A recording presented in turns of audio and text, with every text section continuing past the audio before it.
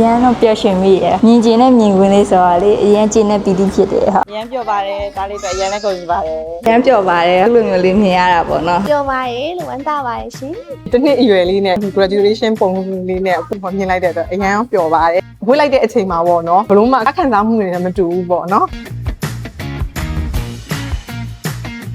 လဲဆော့တက်လာတော့လဲတော့လက်လာတယ်ညံလေးလည်းတော်တော်များများကောင်းလာတယ် နောက်ဆက်တွေပေါ့နော်ပစ္စည်းလေးတွေကိုခွဲခြားသိနိုင်တယ် ဒါအုပ်တွေကိုစိတ်ဝင်စားလာတယ်ပေါ့ဝင်းကျုံခရူးဆိုင်တယ်ပေါ့နော်ဒါလေးကဖာလေးလေးဆိုပြီးမေးတက်လာတယ်အယောင်လေးတွေကိုလည်းသူတိလာတယ်ပေါ့နော် ဒီကပြောပါရဲ့လို့တကယ်ချင်းတွေလည်းအများကြီးရောက်နေပါပြီ လူလုံးဝမကြောက်တော့ဘူးလုံးဝမငိုတော့ဘူးပေါ့နော်အဲ့ဒါလေးကတော့တတရဲ့တိုးတက်ဆုံး milestone ပေါ့နော်